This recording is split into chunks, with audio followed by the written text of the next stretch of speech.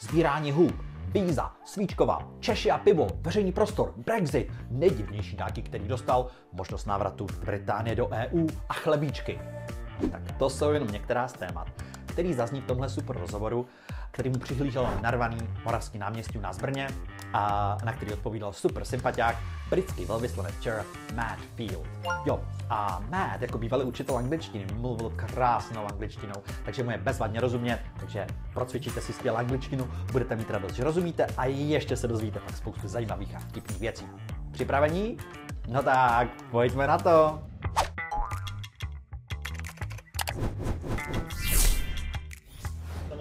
Halo. Pokud jste přišli za největší hvězdou v Brně a okolí, tady za Mattem a chcete se ho na cokoliv zeptat, nebo si poslechnout, jak debilní otázky jsem si připravil já, jsem na ně fakt hrdý, tak jenom pojďte blíž a budeme si spolu povídat. And we are going to speak in English, I think so, but maybe after a few beers we can switch. Jsme domluveni. Okay.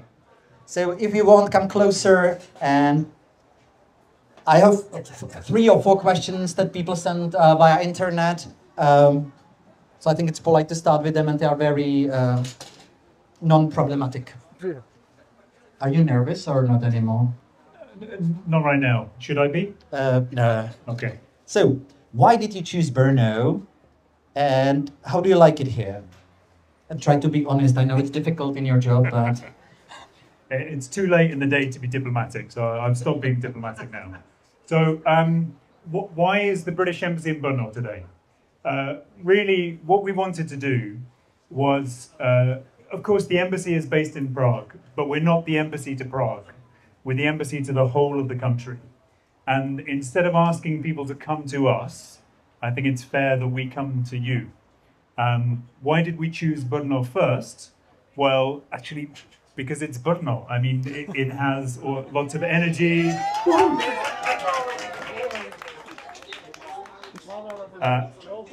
But it's because there's so much happening here. So I've been here a few times, met some really interesting startups, great students at the university, interesting people to talk to.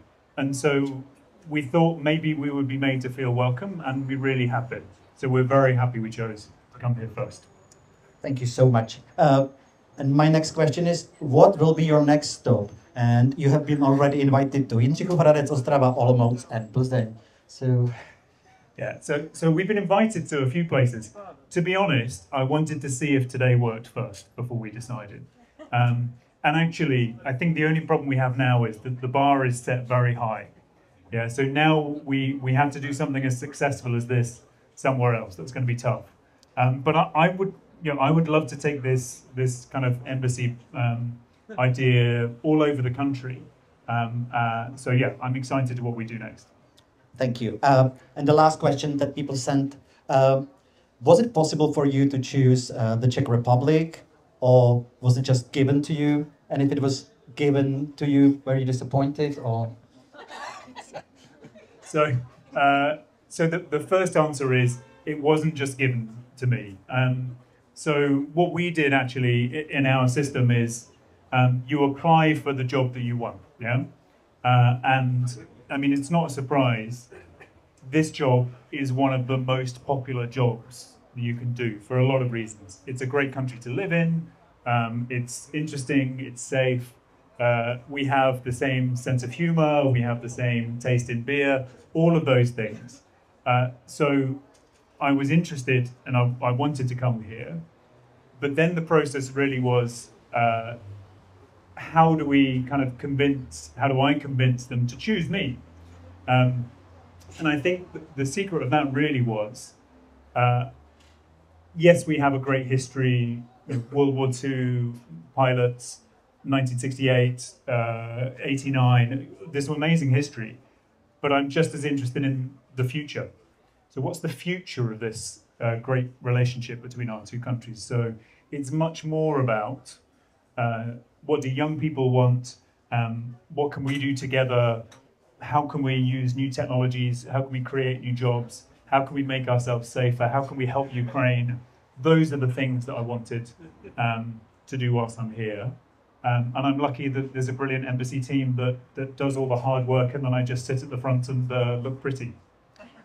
Thank you. And just a little question, how does it work? You know, you get a letter or the king calls you personally, or they call you somewhere, all of you, and you stand there and they say, you are the chosen one, or how does that work? So I'm a bit disappointed. I didn't think this was water. There's an amazing moment I remember very well. And so I'd done the interviews, I'd sort of made my pitch. They came back and said, we've decided we've picked you, but there's just one more stage. We need to ask the king if he's happy. And so the final say on every ambassador was Her Late Majesty, now His Majesty, because actually I'm His Majesty's ambassador. Now, luckily, I hadn't done anything, I think, to upset him. He had no objections, and so we went to the next phase. But it's an amazing moment. And then I got to meet him with my wife, Martina. We had a conversation, and you could feel his connection with this country. So he's been here a number of times. He was good friends with President Havel. He helped set up some of the heritage projects. He came to Brno, I think, twice. So he feels that connection. And then, of course, I said, like, I did what every good ambassador did. And I said, and you should really come back and visit. You should really come and see for yourself. And he said he would like to, but I'm still waiting for confirmation. Thank you.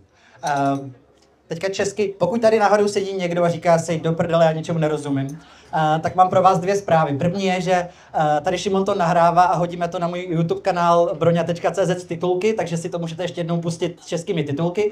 A druhá možnost je rozhodnout se naučit se anglicky, na to je dobrý ten stejný kanál broňa.cz a tam to společně zvládneme. And now, would anybody be so brave and would like to ask a question before I go into my silly questions? You can come and say it in the microphone or just shout. Hello. I would like to ask, I know that you made a master's degree in Japanese studies. Can you say something in Japanese for us, please? Thank you. ありがとうございました。恥ずかしいほとんど忘れちゃった日本語で、最近はほとんど忘れちゃった。しめなさい。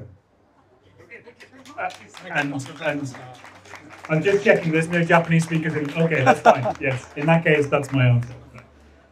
To be completely honest, it's a bit rusty. It's very rusty. And it's still not as difficult as Czech. Thank you. Oh, we can have an applause, I think, you know. Before I ask you for next question, my question is, what do you think about Czech mushroom hunting obsession? And have you ever been on a mushroom hunt? So it's on that list of things that I'm still finding a little bit hard to understand. One thing I did realize, though, is if I ever go into politics in this country, if I'm ever in an election campaign, then I have to go mushroom hunting. So every single candidate that I saw during the election campaign, all of them said that their hobby was mushroom hunting. So clearly it's the right thing to do if you want to be successful here. I still find it a little bit hard, or a little bit scary actually, that you don't pick the wrong kind.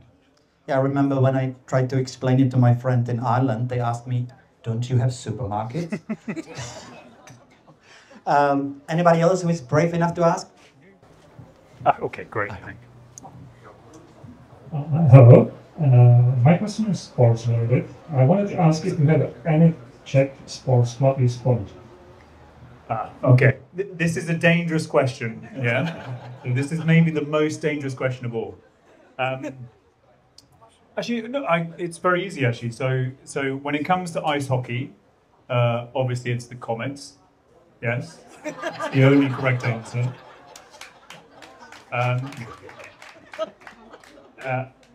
But actually, when it comes to football, which is my other sport, well, so my team back in the UK is not a successful team. It's Oxford United. It plays a bit further down. It's not one of the big clubs. So I'm still looking for a club that's not too big and not too successful. If you have a recommendation, I'd be very keen. But that's what I'm looking for, something like that. Not too big, not too successful. I think if you love losers, Zbrojovka Brno would be a good choice. Thank you. Okay, my next question is, it's a little tricky. There's one over there. Okay, mine and yours, is it okay? Smažený sýr, svíčková nebo trdelník? Which one should be banned and why? So, one of my favorite little moments, I think, and it was a sign probably that I've settled in and I was quite comfortable here. So last year on the 1st of April, I announced to the country that I was delighted to say that the UK was going to celebrate the 1st of April that great Czech dessert, Trdelník. And this would be a celebration all across the UK, and this was great news for all of us. I think some people realised that it was the 1st of April, and I didn't actually think it was a Czech dessert. So I know that Trdelník is the one that doesn't belong on that list, but it's still a little bit fun to kind of poke sometimes. Okay, thank you. And can we get microphone to the man over there? Thank you, but my question will be maybe not very polite. What do you think about visa to UK for us? I'm really disappointed, honestly to say. I want to say I very respect your Czech, maybe better than my English sometimes, I feel. But this visa to UK, honestly, for me, is a little bit. I'm really disappointed. I visited London in January to avoid it, and This is my perfect question. Thank you for asking. There is no new visa to the UK. It's not a new visa, okay? It's not. What we have now is a electronic authorization to travel, the same as for the US, same for the US, and soon the same for the EU for us, very soon. It will be though. But this is the opportunity. If you're traveling to the UK, what you need to do is, online, put the application, £16 for 2 years, 2 years of travel, but you need to do it before you go to the UK. I'm not, if you're unhappy with us, I totally understand. But I want to be very clear, it's not a visa, because a visa is a much more complicated process. It's a short 5-minute application, costs £16, and it lasts for 2 years. That's what it is, and soon the EU will have the same thing as well. So you don't have to be happy with it. I can see you're not happy with it, but I want to be honest with you. It's not a visa. It's not a visa. Please, you can have your reply as well, but it's not. But it's 8 beers if you are in a, I don't know, this cheapest towns, this cheapest beer chain. You know, the sport is the name of it. Yes. Yes. It's £8 beers in Camden. In Camden, it's 2 beers. But you're not wrong. It's, you're not wrong. And actually, I think it's a completely honest way to say it.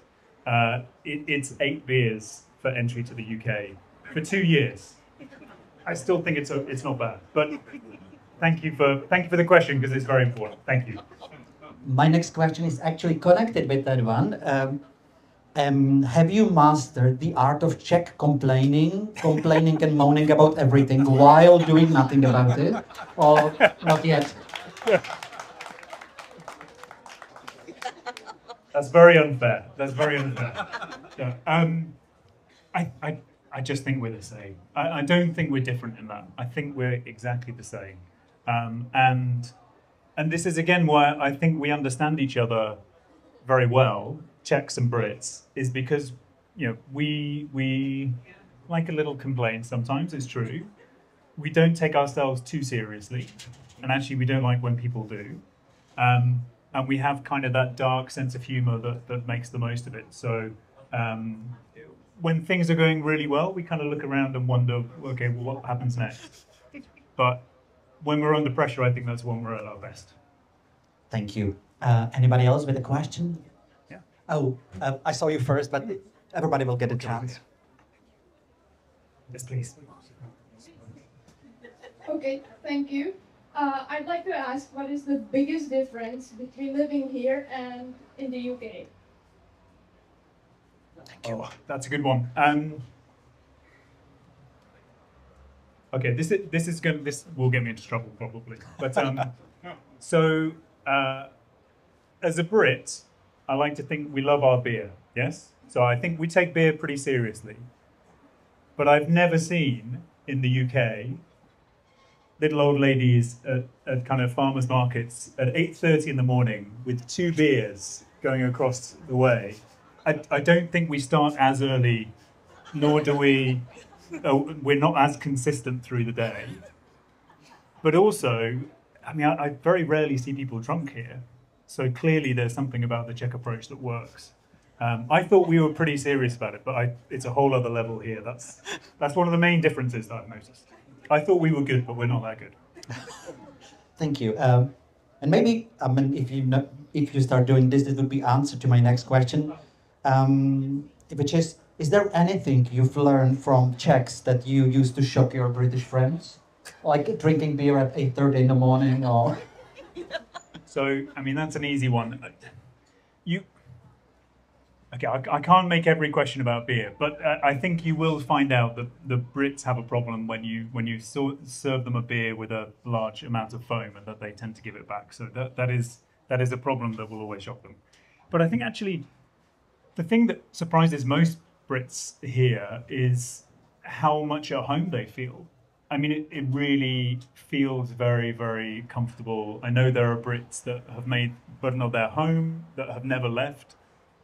I think anyone who visits and comes here actually is surprised at how comfortable and how welcome they feel. And it's because of some of those connections. And I think that's the thing that people enjoy, and that's why they keep coming back. That said, you know, maybe this is one of the reasons we like it, one of the reasons we feel at home. But I quite like a grumpy person working in a bar. I don't really want someone with a big smile and lots of greetings and lots of how you doings and all of this. I kind of prefer someone who comes in and serves you like that, and that's what you get here. And that's I think one of the reasons why people feel very at home. I think it's a big difference between Americans and Brits. Yeah, I think. I remember my friend Megan. She says they hate me, and I said who? And she says everybody in the pub. And I said why? She says because of George Bush. They never say hello. They never smile. They know I'm American. Okay. Anybody else with a question? The lady over there. Yeah. Very special. Thank you. I think it's really nice for us to hear the comparison, so to compare two nations. And I would be particularly interested in how you feel the people enjoy the public space that we are here in the park. But what's the main difference between two countries, how they actually use the public space? Because I think we are still learning in Czech Republic to use the public space properly. So do you see some differences? Yeah. So the first thing I will say, for those that don't know, this amazing space that we have here is partly thanks very much to this person here. So congratulations, please, because as the architect behind this, you're the reason we have this space. Yeah. So congratulations to you. I think this is a great example of like changing a place, making it available, making it inclusive. So we love what you and everyone else has done here. How do we use these spaces? I think, at least in my experience, when we get it right in the UK, I think we make it available for everyone, yeah? So I love spaces like this that are mixed, that have a children's playground, that have space for older kids to hang out, that have space for us to relax, that have space for us to hide from the rain, and that it's flexible and available for everyone. I think that's the best thing. We don't always get it right in the UK, but that's us on a good day, and that's the same here. One difference I do find is that I think Brits think they love the outdoors, or they like the outdoors in theory, but Czechs actually spend time in the outdoors. And I think we could learn a bit from that. I think actually spending more time in the wild, a little bit further away. I see more Czechs doing that here than Brits back home. But thank you again for everything that you've done. Thank you as well. Next question. Imagine, okay, there would be Olympic Games. I have it written somewhere. Where's my great question about Olympic Games? It's really a good one. Yes. If there was an Olympics of national traits or characteristic, in which would Czechs beat Britons and vice versa? Oh, that's really tough. We can imagine I never asked if you won. I don't know. I'm kind of interested as to look. There are people here who are more expert than me. You've got Czechs that have lived in the UK, and you've got Brits who have lived here for a long time, who are probably more experts, and you know us very well. All I know is that in the real Olympic Games, you can have the winter sports. Yeah. So you've got the winter sports. We'll take the summer sports, and we'll divide it between us. That's fine. I watched the UK play in the Ice Hockey World Championships last year. That was fun, wasn't it? You had a good time. You had a good time when Czech Republic played the UK. You had a great time. We were the perfect guests. We were happy and unsuccessful. So you can have the winter sports, and we'll try with the summer ones instead. Thank you. I think you would be Olympic winners definitely in saying, I'm fine, even you're dying. It is. Okay, and this, I was just about to say this will stay between us, but that's probably not the right way of thinking about it. But in terms of summer Olympic sports, someone has pointed out to me, I don't think it was a Czech, maybe it was a Czech, someone said, the UK seems to be very good at all the sports that you can sit down. And that's probably still true. Okay, thank you. Anybody else with a question? Lady over there in green dress and glasses. Hello, good afternoon. Welcome, Bruno. I have a question about your social media. I'm a follower, so I follow your videos and photos. Was it your idea from the beginning to do it, or is there, for example, some recommendation from the government saying to the ambassadors, do good PR for the Great Britain? And because you're not the only ambassador doing the videos on Instagram, so how was the beginning? What was the idea behind it? Yeah, thank you, and thank you for following us, and please continue. So, I think it's part of the job these days, to be totally honest. So, I think every British ambassador around the world these days is expected to do some social media. You can kind of say, and with apologies to the students who just heard me say this, ambassadors are the original influencers, yeah? So we've been doing influencing for a long time. These are new social media channels, but it's just doing the same kind of thing in a different way. But it is true that before I started, I sat down with the team in the embassy, and we've got a couple of brilliant Czech colleagues who do our comms work, and we said, well, how do we want to do this? And we talked about the kinds of things, the kind of impression we wanted to make, to be kind of enthusiastic and curious and all of these things. And then it was one of those colleagues that said, what if we say Jsem tu nový? And I thought that was brilliant, because it's not Jsem tu nový, it's Jsem tu nový, and it kind of expresses everything we wanted to say from the start. So from that very first day, we started with that. And I think that really expressed what we wanted to get from the start. But none of this works if people don't react. Yeah, none of it works if people don't respond to what you're doing. So if no one was interested in that, if no one had made us feel welcome, we'd have stopped. But because people here are very welcoming, because they give you, if you ask for a recommendation of a movie, they give you hundreds. If they ask where you should visit, they give you lots of names of places. Because of that, it works. I think that's why. Because of the reaction. Thank you. What is the strangest gift you've received in the Czech Republic as a diplomat? You know, because I always see, Kim Jong-il or somebody, and they give these really strange things to, diplomats. There is, so many. So anything unusual that you just looked at and felt like, oh dear. You're going to get me in so much trouble. So I've been given a number of alcoholic drinks, which are probably not safe for human consumption. So I always share those with my embassy colleagues. That's what I do. You're welcome. So I've also got on my shelf in my office a number of amazing books about the mining history of particular regions in this country, which I will treasure where they are for a long time.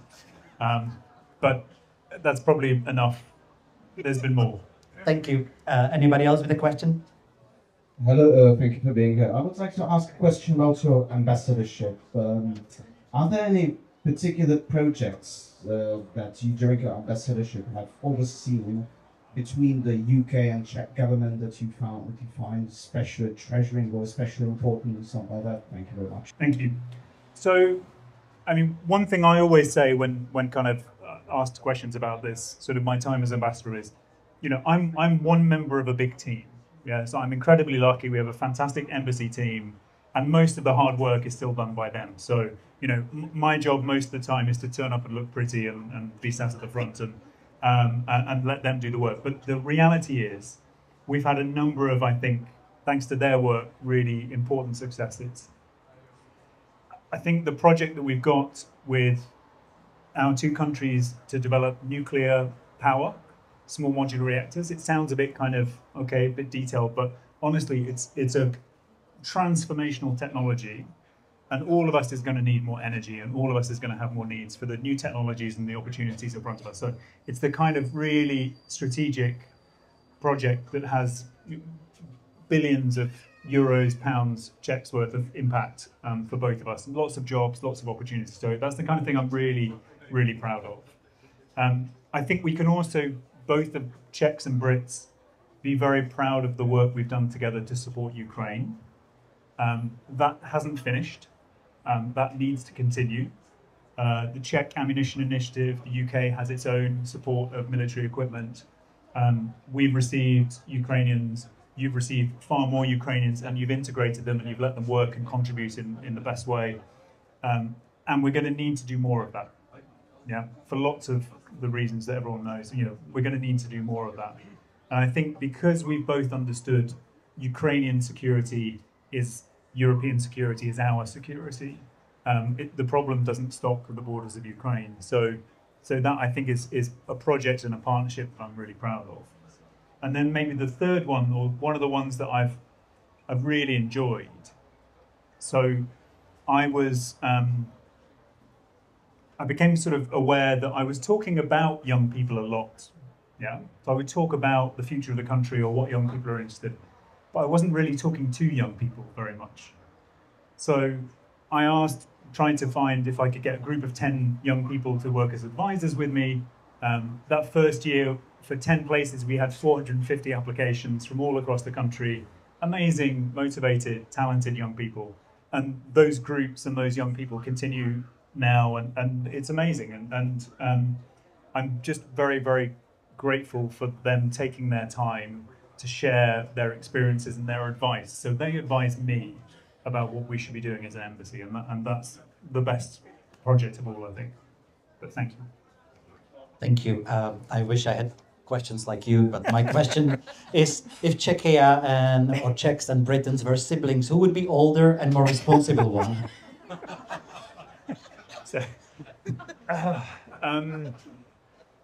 So I'm an oldest sibling, yeah, and so I'm always a bit biased on these things about responsible older siblings and destructive and difficult younger siblings. I don't think either of us can claim that. Not least because, of course, I mean, the history of this country goes back at least as far, if not further, than the history of the UK. Yeah. So you were building bridges like Charles Bridge when we were still messing around with sticks and mud. I mean, there's kind of a process of, you know, frankly, development that has been ahead at stages. We've also kind of caught up at other stages. So it feels more like, if not siblings, then at least friends that are sort of rivals sometimes as well. But I would never say that one is above the other one. And maybe lucky because we are one of the few countries you haven't occupied yet during the history. Yeah. Okay. Give me time. Give us time. Give us gentleman over there. Good afternoon, Your Excellency. Do you believe there is a realistic possibility that the United Kingdom could rejoin the European Union within the next 15 years? Very good. Student at Masaryk? Yes. I'm not going to do your essay for you, so just to be clear on that. No, look, I think it's a totally fair question. Will the UK rejoin the EU? What we have right now is the UK and EU beginning to get past the divorce and start to work more closely together. Yeah, because of what's happening in the world, because of all the challenges that we face together, because of Ukraine as well, we've started to put those differences behind us and work together. So I'm really pleased to see that because I think it benefits both of us. And I have a government that is very committed to working more closely. That said, that's not the same as rejoining. And I don't think the UK public are interested in opening this up again. Will not be for some time. So when we had the elections recently, it wasn't one of the issues that was discussed. Not really. I think the other part of it, of course, is whether or not the UK wants to rejoin, you have to be accepted by the other members. And I'm not sure the EU would want us back right now. So, I mean, there's a whole process. And the first couple of times we applied, of course, we were told no. So we shouldn't assume that either. Yeah. But I think within the timescale you say, hard to imagine. Very hard to imagine. Yes, please. Thanks. I will continue in the same topic. I wanted to ask about your first feelings and thoughts when British people voted for Brexit and how you feel about that now. And can you comment on it, actually? No. I thought so. No, I think we can be completely honest about this. I don't see any need to kind of hide that. I think it was a great shock. And it was a great shock because many of the polls had been kind of much clearer or suggested a different result. We'd had the terrible death of one of our MPs, a young woman called Jo Cox, was killed in the week before the referendum, and I think a lot of people assumed that that was going to kind of skew the result in the other direction. But in democracies, we don't only implement the results we like. That's the truth of it. We implement them either way. That's what makes us democracies. If all we did was say, well, we don't like this result, let's come up with it, keep going until you get a better result. That's not democratic. So as much as it was a shock, I think once the decision was taken, then you have to implement it. You have to implement it. And I was, for the next 2 years, in fact, I was seconded into the EU. So I'd been taken as like a British secondee working inside the EU. So I was sat on the other side of the table during all of those discussions, which was even more strange. But after that initial shock, and it was shock, I think you have to accept that the people have spoken and that's the result. Thank you. Again, my question, not so deep. What's absolutely impossible for you to pronounce in Czech? If there is anything like that, and if there is something like that, show us the worst attempt. It's very unfair. Because last time when we talked, you were really good. I was disappointed how good you were. I was hoping for, stumbling and something horrible, and no. So, this is really unfair. I've been trying and practicing my Czech, and I have a very strict teacher, not like you, she's much less friendly than you. So I have a very strict teacher who is always correcting me and making sure I try to get it right. So I think generally I'm doing okay on that.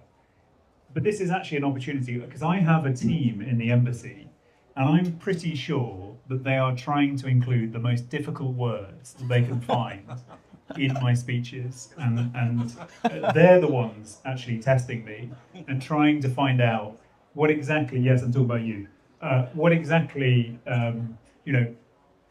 words without vowels that seem to just run on into each other, followed by another word without vowels.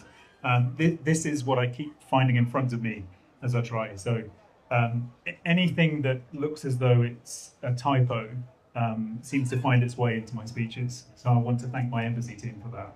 Really, thank you. It's nice to work with nice people. Gentleman over there with the phone, please. Can you tell me your favorite Czech food? Yes, I can.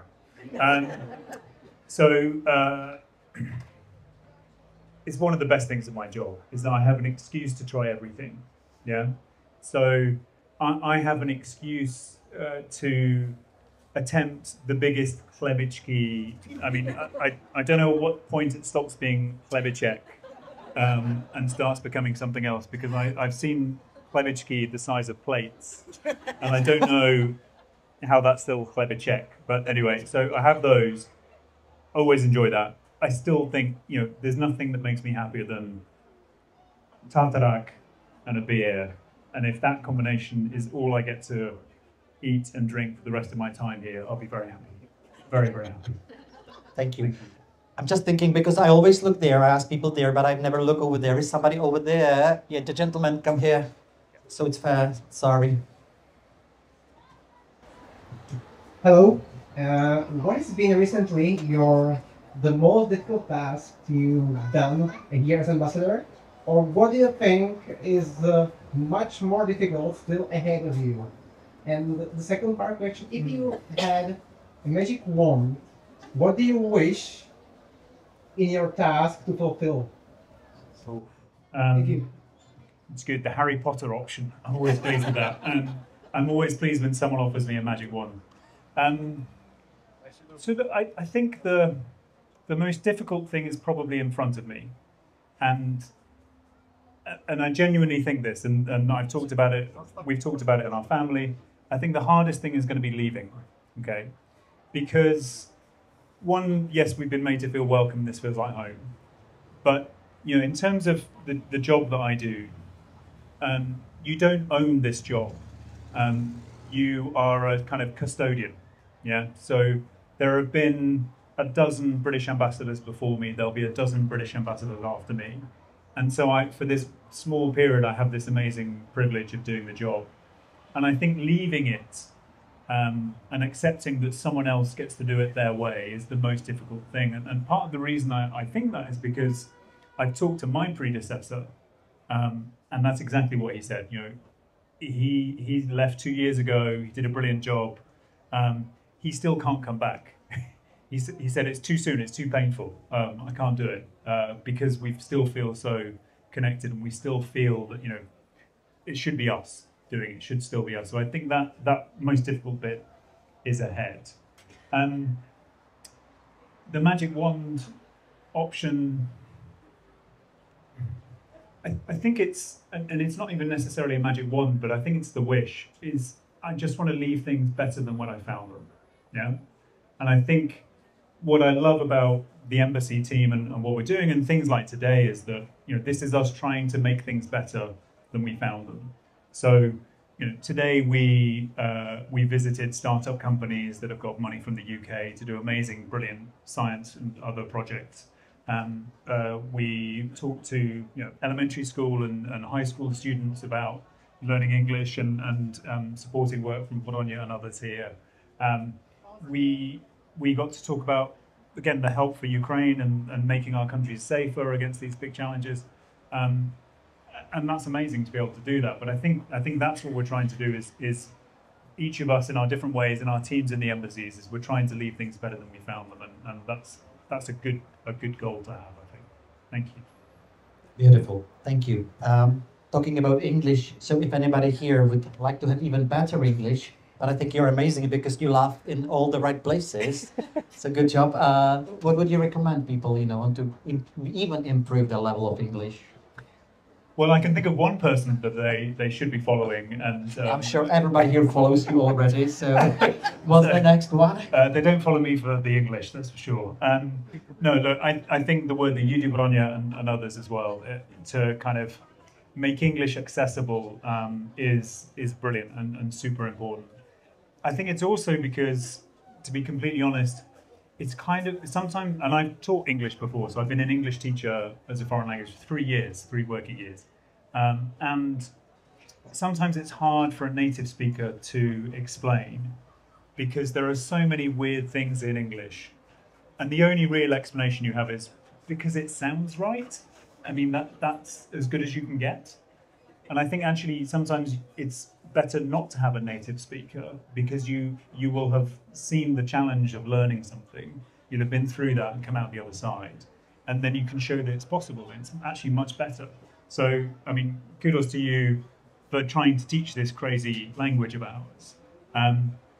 But I think that's why it's sometimes even better to have someone who has been through that process, come out the other side, speaks fantastically, and that's great. Thank you so much. Hello. I know that earlier this day you were at a high school in Herzegovina, and it's actually a school I attended, so I was wondering how much you liked it. But more importantly, what do you think the relationship of young people in Czech Republic is to politics, and is it changing, and is it different from what relationship is in England or UK? Yeah, thank you. I mean, it's a great school. It was lovely to see it. The students were great. We had lots of good questions, and they also laughed in all the right places, I think. So that's always a good sign. I'm very careful about speaking on behalf of young people in this country. To be honest, you're a better person than me to answer that question. But at least what I'm hearing from the people I talk to is that many young people feel a bit kind of frustrated and switched off by politics here. And that's not just true here, that's true in lots of places. I think politics has become a bit more polarized and negative and all over the world, and I think that results in people thinking, well, I don't really want much to do with that. The problem with that is that whether or not you are interested in politics, politics is interested in you. Yeah. So politics is interested in you because politics has an interest in the education system, healthcare, where money is spent, where it's not spent, what happens with Ukraine, all of these things, climate change, you name it, politics is interested in it. So I think there's a real risk of people switching off. And one of the messages actually that I mentioned in the school, because we had a discussion about this as well in the school today, was just be careful about, as a young person, be careful about switching off completely from politics, because there are people who want you to do that. There are people who want you not to vote and to think it's all the same and there's no point. I think it's really important for all of us of all ages to use those rights that we have. If you're happy with the way things are, vote. If you're not happy with the way things are, vote. It's the most important thing. And again, to slightly go back to one of the earlier questions, there were plenty of people who didn't vote in the Brexit referendum that wish they had. But then it's too late. So if you have the opportunity, as you do in democratic countries like ours, use it. And it's not going to be easy always. It might be hard to find which option you want. But I think it's really important that people do, especially young people. Thank you. Thank you. Is there something or anything that Brits consider a luxury but Czechs take it for granted? I can give you some time to think about it. One of my British friends, he came to me in the morning and he said, I broke my leg, and he was so excited. And I say, and he said, I went to the hospital and they immediately helped me. I didn't spend all night there, and he couldn't believe it. He said, like, that's magic. So this is the bit where I have to be very protective of our National Health Service. And yes, not always quick, but you know, and actually I think that's something that others take for granted, that we have in common. You know, there are plenty of places in the world where if you have a health emergency, you can go bankrupt. Yeah, I mean, it can literally ruin lives. You can't make the show Breaking Bad in the Czech Republic or in the UK because you can't have that medical crisis that they have that starts off the whole show. But you know, this is something that I think we shouldn't take for granted that we have. How about cabin or cottages? Because I remember when I said that my parents are going to their cottage, suddenly everybody thought I'm a millionaire or millionaire family. Is it common or not to go for a weekend your own house or cabin? It definitely feels much more common here. I still don't quite know. It's one of those language things. I still don't quite know where chata ends and chalupa starts. But I'd love to find out, really. We can discuss it later. So, yeah. Then there's one over there. Okay. Thank you. As you are the ambassador of the UK, I would like to ask you if you can recommend all of us, if you sometime visiting UK, if there is some place not known, like London, for example, Heritage Museum, whatever. That definitely should be some must-see visit, which you say you feel pretty sorry that it's not that known for tourists, for example. I feel a little bit conflicted, to be totally honest, because if I have a secret special place, I'm not going to tell you about it. I mean, this is a secret special place I want to keep. But I think the thing that I would just really encourage anyone going to the UK, once you've completed your ETA, so you've taken care of that on the way, but if you're in the UK, if you have the time to try to just get a little bit off the beaten path. So it's very easy to go, London, Oxford, which is where I'm from, which is amazing as well, to maybe visit, if you do get as far as Scotland, just to get to Edinburgh. There's a lot more in the UK than that. If you can just get a little bit off the path, and I think it's the best thing I enjoy about the Czech Republic is when I get a little bit off the path and have the time to kind of explore and take some of those recommendations from people about where to spend time. So I would just try to get off a little bit the main route and have the time to explore. And I think when you do that, you find all kinds of happy things along the way. Definitely. No, thank you. Hello, I have a very simple question. And what are the main differences in politics between UK and Czech Republic? Okay. Right. I thought it was easy. Yep. Yeah. So main differences politics in the UK and the Czech Republic. Okay. All I can see is colleagues laughing around the room. Watching me trying to answer this. So no, I think it's one of the things that I find interesting and different here is just the number of parties. Yeah. So in the UK, we basically have had two parties in government at the national level, a third one kind of halfway in, and then a different party sometimes in Scotland. And that's it. And we've basically kind of go from relatively long periods of one to relatively long periods of the other. I said we've had a change last year. Before that, we had 14 years of one. Before that, we had 13 years. Before that, we had 17 years.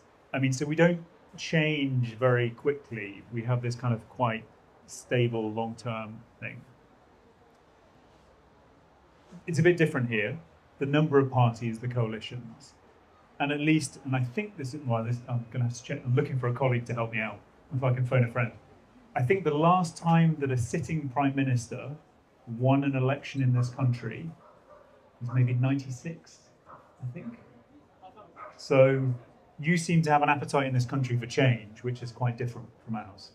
So we tend to be fairly long-term. So aside from the particular parties and the number of parties. So would you say that means that we are more optimistic, that we always hope, oh, the next one will be better, oh, the next one will be better, and you just gave up already, or? I mean, you could definitely make that case. you could definitely make that case that, yeah, we stick with what we know. Maybe that's it, yeah. Before there will be another question, my question is there a question you would like to hear and nobody asks? Sometimes I go for an interview and I really hope they ask me something and they don't, and I'm a little disappointed, so I'm giving you the chance to pretend I ask you whatever you want me to, and we can talk about it.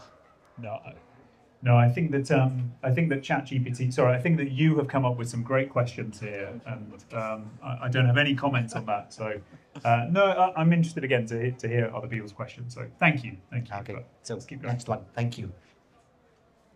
Okay, the lady over there. I would like to ask you if you can choose one position in a rugby team, which will be for you, or if you want to try play rugby. Thank you very much. Okay, that's the question that I wished I'd been asked. So this is perfect. Thank you. So if any of you wasn't here this morning, I'm sorry you missed it, but at 9 o'clock this morning, we had 40 young boys and girls playing rugby here from Rugby Academy Budnall. And it made me so happy because I love the game. It's kind of my favourite sport. It's for everyone.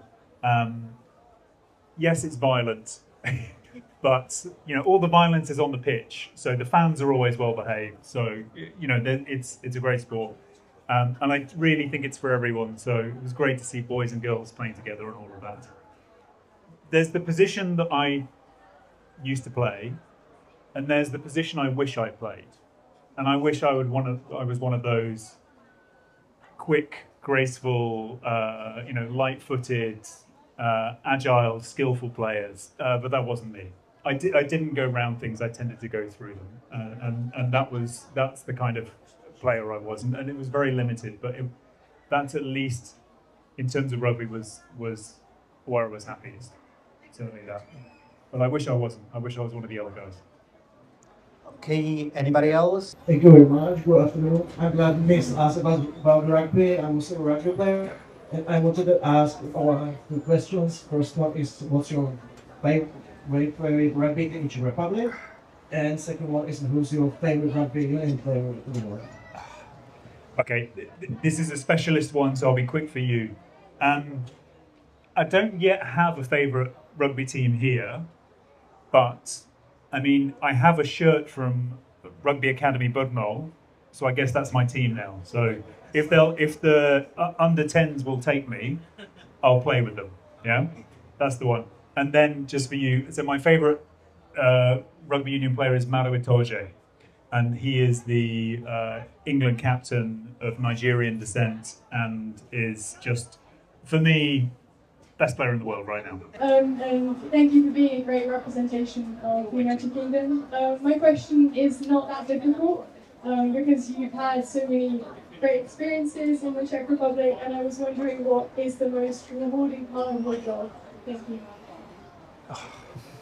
Great question for the end, isn't it? Yeah, it is. It is. So I'll give you what I think what will sound like a diplomatic answer, but I promise you it's not. Being able to have days like today, when you look around and you see the fantastic colleagues from the embassy and all the work that's gone into this, and all of the work that's gone into it from the Budnol side as well. When you're able to enjoy the history of our relationship, the amazing sort of checks that flew with the RAF, everything that we've been able to do together in the past. But you're also able to think about what we do next together. When you see these kind of young entrepreneurs, people setting up businesses, young people who have lots of ideas and energy and want to make a positive difference, and you see that maybe we can do some of that together, I think that's an amazing privilege to have days like that. And I hope that I never take it for granted. I still don't now.